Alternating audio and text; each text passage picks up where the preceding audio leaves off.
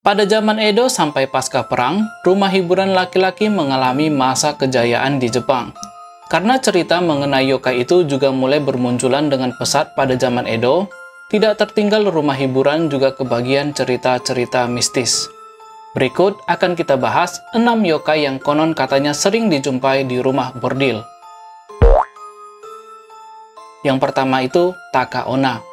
Takaona biasanya berpenampilan seperti wanita biasa, tapi mereka memiliki kemampuan untuk memanjangkan badan mereka hingga beberapa meter. Seperti yokai-yokai lain di tempat hiburan laki-laki, Takaona jarang terlihat di luar. Keberadaan dari Takaona ini tercatat dalam literatur mulai dari periode Edo sampai masa pasca perang, di mana rumah bordil itu berada pada puncak jayanya di Jepang. Takaona sering terlihat mengintip dari jendela pada lantai 2 di rumah hiburan di mana hubungan romantis sedang berlangsung. Kegiatan mereka biasanya terbatas hanya mengintip dari jendela. Meskipun jarang menyerang manusia secara fisik, Takaona ini suka menakut-nakuti dan mengganggu pria maupun wanita yang lagi bersenang-senang. Iri dengan kenikmatan fisik yang tidak pernah mereka rasakan selama hidup mereka. Takaona pada awalnya hanyalah wanita biasa. Maaf, wajahnya bisa dibilang nggak menarik untuk dinikahi. Mereka bekerja di rumah hiburan hanya sebagai pelayan rendahan.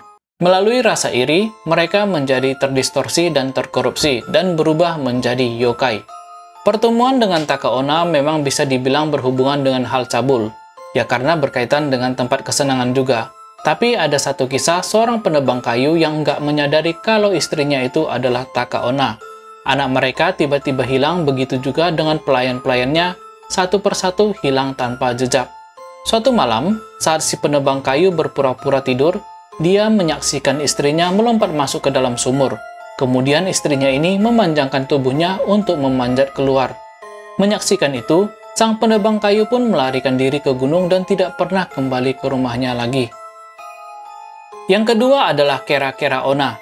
Kera-Kera Onna itu yokai raksasa yang biasanya muncul di daerah rumah bordil. Namanya berasal dari suara cekikikan saat mereka tertawa. Penampilan Kera-Kera Onna ini sebagai perempuan raksasa parubaya dan pakai kimono, dengan riasan wajah yang tebal banget dan lipstik pada bibir yang berlebihan. Kera-Kera Onna kadang merayap di lorong-lorong sempit dan jalan-jalan sepi, menari dan tertawa. Yokai ini jarang terlihat di luar tempat hiburan.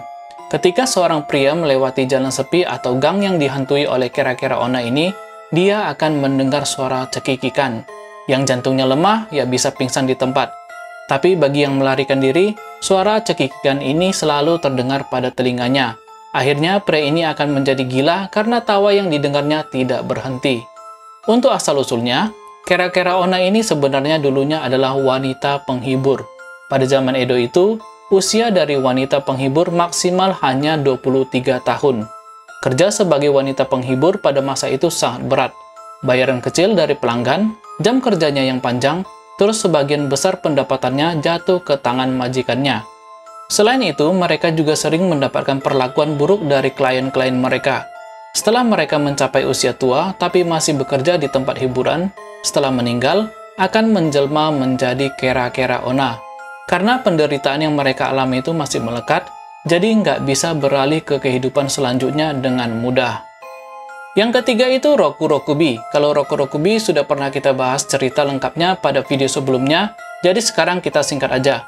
Pada siang hari, Roku-Rokubi tampak seperti perempuan biasa, beraktivitas seperti orang biasa, dan makan selayaknya manusia normal. Namun, pada malam hari sewaktu tidur, tubuh mereka tertidur sementara leher mereka meregang hingga panjang yang luar biasa dan berkeliaran dengan bebas. Kadang-kadang kepala mereka ini menyerang hewan kecil. Kadang juga mereka menjilat minyak lampu karena makanan kesukaan mereka itu sebenarnya minyak lampu. Dan terkadang mereka hanya membuat onar dengan menakut-nakutin orang-orang. Berbeda dengan kebanyakan yokai yang lahir sebagai monster, Roku-Rokubi ini dulunya adalah manusia. Mereka ini mendapatkan kutukan dan biasanya hasil turunan dari keluarga. Tapi sialnya, kutukan ini hanya diturunkan pada anak perempuan dalam keluarga tersebut, sementara yang pria itu normal. Yang keempat adalah Kejoro, yang ini agak seram, penampilannya seperti Sadako. Bertubuh wanita tapi wajahnya ditutupin sama rambut panjang. Biasanya korban dari Kejoro adalah pria muda yang sering ke tempat hiburan. Sang laki-laki akan mengira sosok ini adalah wanita kenalannya kalau dilihat dari belakang. Setelah dipanggil, Kejoro akan balik badan. Karena yang dilihat itu semua rambut, si pria ini akan shock ketakutan. Untung kalau bisa lari. Yang nggak bisa lari akan ditangkap dengan rambut panjangnya, dan konon katanya rambutnya ini juga bisa digunakan sebagai pisau untuk memotong-motong korbannya. Kejoro juga dipercaya sangat populer bagi sesama yokai. Biasanya yokai laki-laki sering berantem untuk memperebutkan Kejoro ini. Memang Kejoro ini yokai, tapi di sisi lain dia juga bisa menyukai yokai laki-laki ataupun pria manusia. Bila dia suka sama lawan jenisnya, biasanya Kejoro akan memotong rambutnya dan rambut ini akan dikirimkan pada orang tersebut. Konon katanya juga mereka bisa menato bagian tubuh mereka dengan nama dari pria yang dia sukai untuk menunjukkan betapa besar cintanya terhadap laki-laki itu. Untuk asal-muasal dari Kejoro ini belum jelas, dan juga wajah yang tersimpan di balik rambut panjang yang menutupi juga nggak jelas. Ada yang bilang wajahnya seperti wanita pada umumnya, tapi ada juga yang bilang kalau mereka ini nggak punya wajah. Selanjutnya Okaburo. Siapa bilang yokai itu nggak ada yang waria? Okaburo itu yokai yang tinggal di rumah hiburan dan mereka ini waria. Secara fisik mereka ini laki-laki tapi mengenakan pakaian atau kimono wanita dan berpenampilan seperti kamuro. Kamuro itu sebutan untuk pendamping oiran di rumah hiburan, dan biasanya satu oiran didampingi oleh 2 kamuro untuk ngebantu merias ataupun melengkapi semua kebutuhan si oiran. Dan oiran itu adalah wanita penghibur tingkat tinggi di rumah bordil. Biasanya kimono dari Okaburo ini berhias bunga kerisan, dan bunga kerisan itu melambangkan anus. Pada zaman dulu itu sebenarnya rumah hiburan khusus untuk homoseksual juga ada. Kita nggak akan membahas yokai ini lebih dalam lagi soalnya agak sensitif. Untuk asal-muasal dari yokai ini juga nggak jelas karena literatur yang membahasnya juga sedikit. Yang terakhir itu Koso de Note. Yang ini agak unik.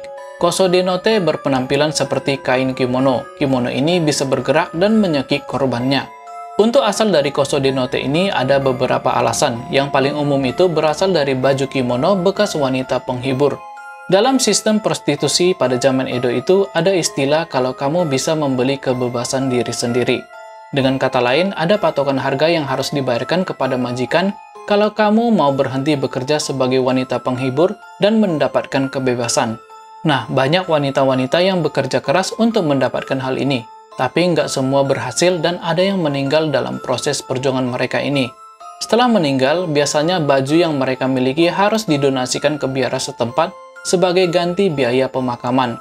Tak jarang jiwa mereka mengenakan kembali pakaian kesukaan mereka ini dan terbang mengunjungi klien-klien yang masih berutang pada mereka untuk menagih utang. Jadi di zaman Edo itu, masuk rumah hiburan bisa ngutang. Sumber lain dari Koso de Note ini adalah pada waktu pakaian atau kimono mereka ini dijual oleh orang tamak yang nggak bertanggung jawab. Seharusnya dan tradisinya kimono itu didonorkan ke biara setelah kematian pemiliknya. Karena itu jiwa mereka ini nggak tenang dan nggak bisa pergi ke alam berikutnya. Yap, itulah 6 yokai yang sering ditemui di rumah hiburan.